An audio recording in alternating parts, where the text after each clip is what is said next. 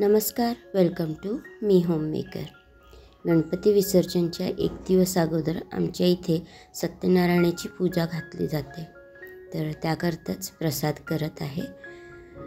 रवा, तूप, साखर आणि 3 पट एवढं जास्त दूध या प्रमाणामध्ये शिरा केला जातो।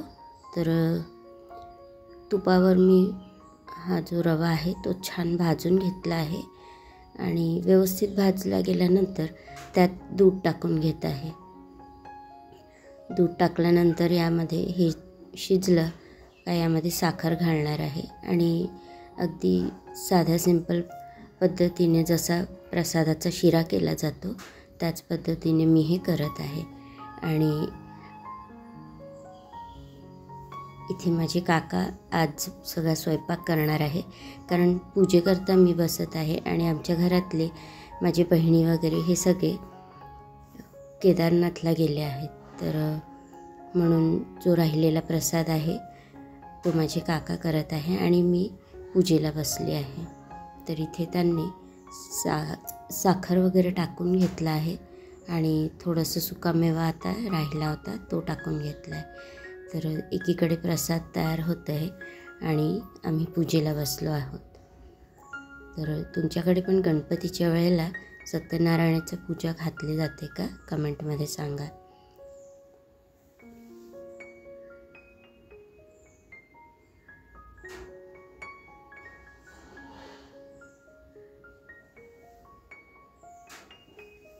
तर पूर्ण डिटेलमध्ये असं शूट केलेलं नाही आहे, कारण व्हिडिओ खूप मोठी झाली असती, म्हणून मग अगदी फास्ट फॉरवर्डमध्ये एडिट केलं आहे। आणि आता होम हवन झालेलं आहे, आरती करत आहोत आता।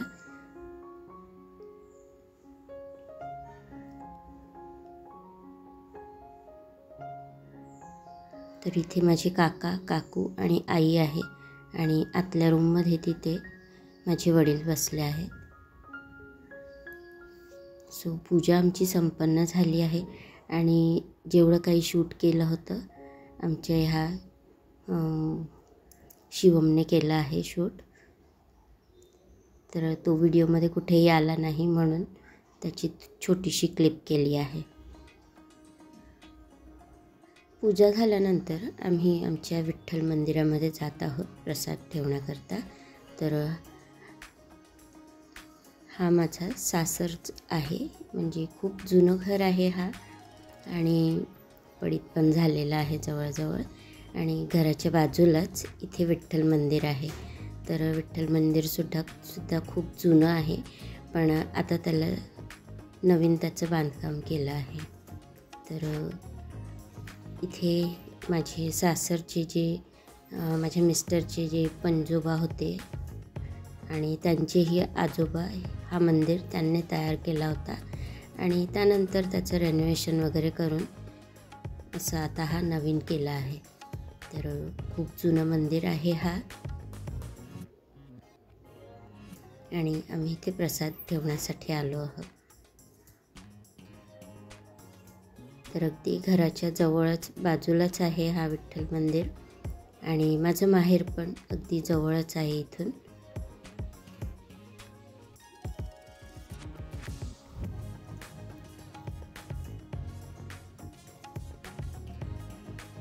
आणि ही छोटी मुलगी आहे ती माझ्या भावाची मुलगी आहे आणि शिवम हा माझ्या बहिणीचा मुलगा आहे। तर हे काही जे पूर्वज होते त्यांनी बांधलेलं हे मंदिर होतं, जे खालचे 2 फोटो आहे ते। आणि हा असा आता खूप मोठा असं मंदिर तयार केलेलं आहे।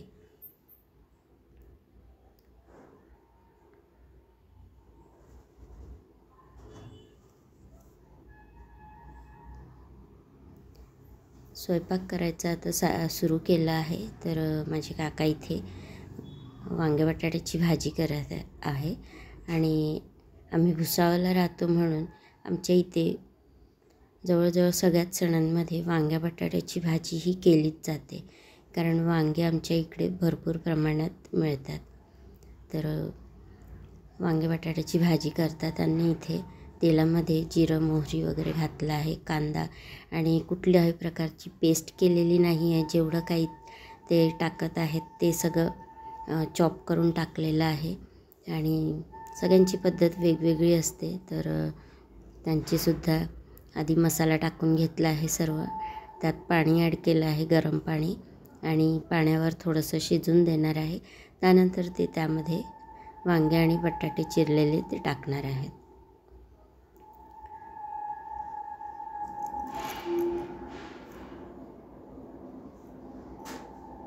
तर मसाल्यामध्ये कांदा टोमॅटो वगैरे पण घालून ठेवला आहे.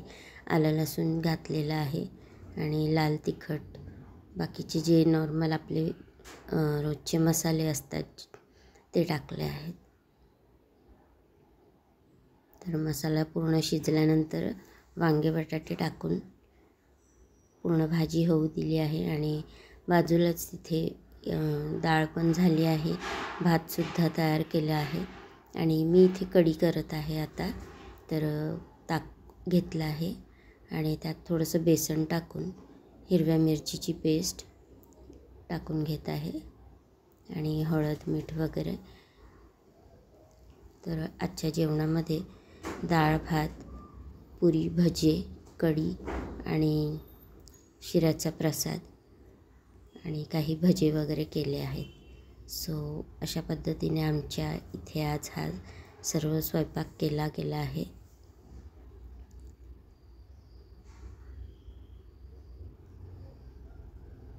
इथे डाळीला फोडणी देत आहेत. सो टमाटा वगैरे टाकला आहे त्यात पण. आणि कढी पण तयार झाली आहे, भाजीसुद्धा रेडी झाली आहे.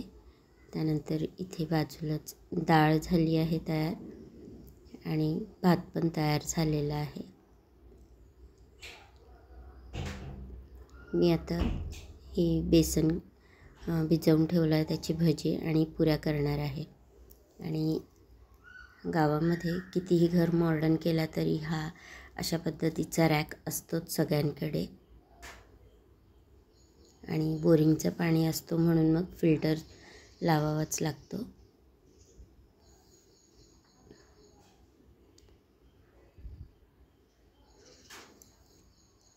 तर पुऱ्या आमच्या तयार होत आहेत आणि हिला पण तिची पुरी ती लाटून झाली आहे. दाखवत आहे का मी ही पुरी लाटली आहे. सो आमचा इथे सगळा तयार झाला आहे स्वयंपाक. नैवेद्य पण दाखवून झालेला आहे. आणि बाजूलाच म्हणजे जिथे माझं माहेरचं घर आहे त्याच बाजूला आमच्या जो सार्वजनिक गणपती आहे तिथे पण आम्ही नैवेद्य दाखवण्याकरता आलो आहोत. आणि इथे सुद्धा सत्यनारायणाची पूजा सुरू आहे. तर व्हिडिओ कशी वाटली ती नक्की सांगा. लाईक सबस्क्राईब करायला विसरू नका. कमेंट पण करा प्लीज. आणि इथे आम्ही सगळेजण आता जेवायला बसलो आहोत.